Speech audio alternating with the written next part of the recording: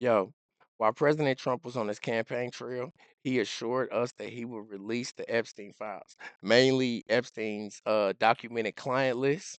Y'all remember Jeffrey Epstein, the deceased billionaire convicted of several sexual offenses?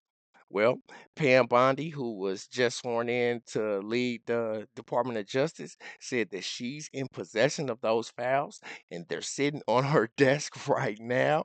It's about to go down today. My name is Marcus Russell. Alex W, man. Yo, this is the Marcus Russell Show. Make sure you hit that subscribe button. We need 100,000 subscribers. Keep it going. Let's get right to it. Do it. Attorney General Pam Bondi is here now. I can't even remember if I've congratulated you on your confirmation. Have I? If I haven't, congratulations. Thank you. Only through text. Okay, so this only is the through first time in text. person. Thank you. So, big cabinet meeting today. What happened that we don't know about when the cameras weren't rolling? You know, once the hour-long press conference, they throw every question in the world at Donald Trump, and look how he answers. He's amazing, and he just keeps going and going and going, and he knows more than all of the media put together. And so then once they finally left, we got down to business, and we went around the room, and the president just basically asked a lot of us what was going on within our departments. And what you shared from Marco earlier is so true. We all have known each other, the majority of us, for so long, and we're friends, and that's what makes a difference. Jesse, we pick up the phone. We're on the phone with each other constantly, all of us, on every issue you've talked about already in your monologue and others almost daily. We talk constantly at the cabinet level, and that's why we're getting things done so fast for Donald Trump and to make America great again. I got to talk about today two big drug arrests that we made yesterday through the FBI, and I'm so happy I have Cash Patel in there, by the way, thank goodness. But we made a huge meth arrest, methamphetamine in Wyoming, hundreds of pounds of methamphetamine. Arkansas yesterday, 100 pounds of methamphetamine. Think how many people that can kill. And they lace that stuff, they lace the meth with fentanyl. So we're out there fighting every day to save lives, domestically and internationally. One of the things a lot of people are wondering, because you said last week that you have the Epstein files on your desk, Here we is go. when can we see them and what's taking so long to release them? I do. Jesse, there are well over, this will make you sick, 200 250. victims. 200.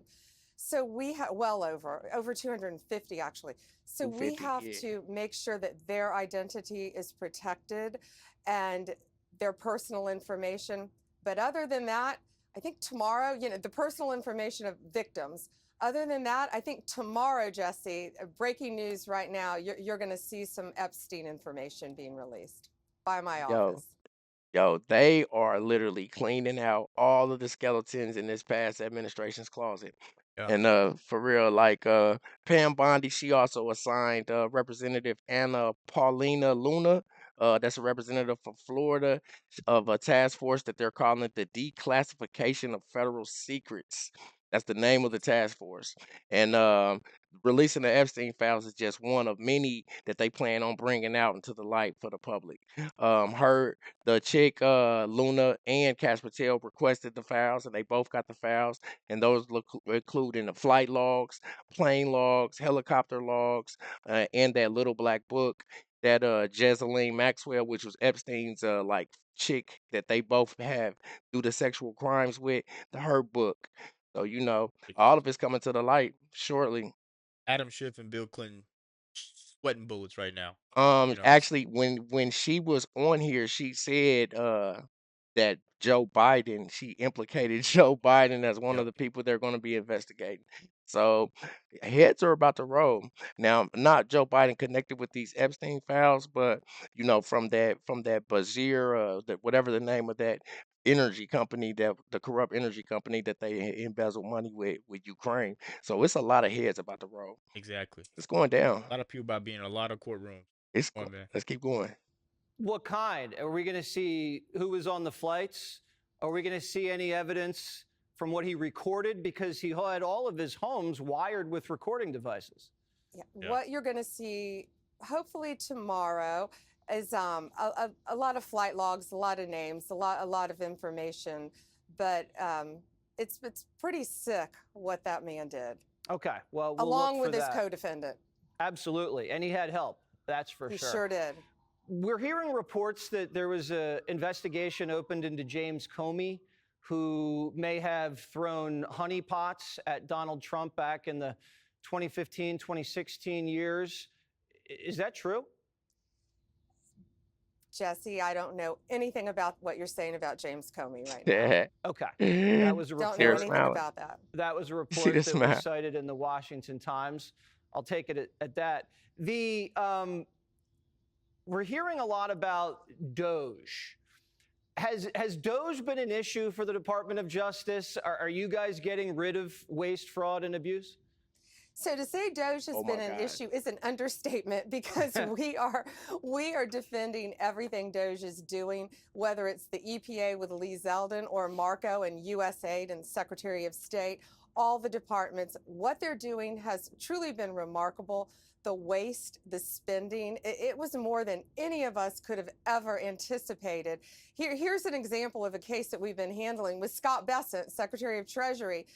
We had a judge rule that the Secretary of Treasury himself could not control payments out of the Department of Treasury. If it wasn't so outrageous, it would be comical. Only a career employee could control payments, not a political, not even the appointed commissioned Secretary of the Treasury. So that's the kind of stuff crazy. we're up against. But we are fighting back. We are going to take every single case to the Supreme Court. And if you have taken funds that you shouldn't have, we're coming after you. So you're finding that these entrenched bureaucrats, career bureaucrats, believe they run the show.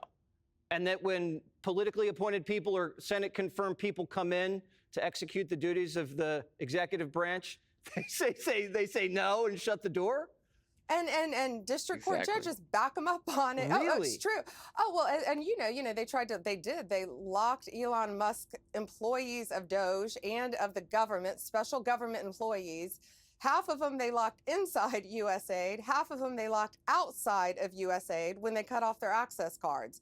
They were emboldened, but no longer. And every agency within this country, every federal agency, we're going to find out who you are, and you better be careful because Donald Trump is not going to stand for this anymore. No more waste in the federal government. It's over. Are you finding any sabotage within the department? Because that was a huge issue during the first term.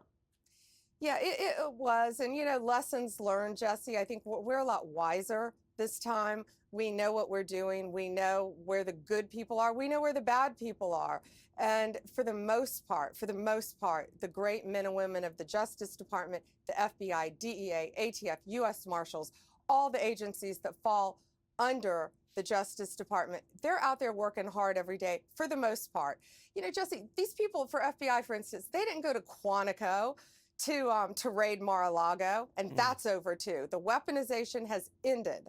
They want to be out there fighting violent crime. They want to be going after the meth dealers, the fentanyl dealers, locking up the cartels, and that's what we're going to be doing. Keeping our borders safe too, Jesse. Well, thanks for joining us. It's just weird, man, how the people want to fight actual violent crimes, but they're stuck fighting the crimes within. Right, political lawfare. And so with all the pressure from other politicians and from news media, the only reason Pam Bondi hadn't released the Epstein files is because of the victims' names. Yeah. They had it was over 250 victims, and they wanted to make sure their identities were protected. But I heard that Trump was giving the famous or high profile politicians time to pay to have their names removed from I heard, this is not facts, so don't quote me, but this is what I heard, that to pay to have their names removed from the list. Because at the end of the day, the entire world is waiting to see who's on that list, Exactly. and I'm sure that they can afford to pay. But I have a feeling that even when they pay, he's still gonna go ahead and put them freaky pagans out there anyway. But Exactly. they gonna pay because I'm sure they paid that fee to have Epstein unalived in his cell in New York Metropolitan Correction Center while he was awaiting trial for sex trafficking charges, and they ruled it a suicide, Yeah. but that it was cameras in his cell. They said that they were broken conveniently at that time.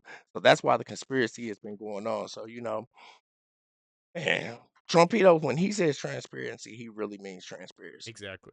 Like he means whatever secrets this country have, because America been having secret relationships, been cheating on us, colonizing overseas, spending our money on other countries, and Trumpito, he really trying to turn America back into the America the beautiful America that we always heard she was.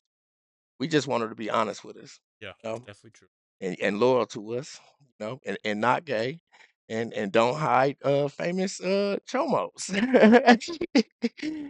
That's not asking a lot. Let us know what you guys think about this video. Be sure to check out my channel description. What he Yeah. said, peace.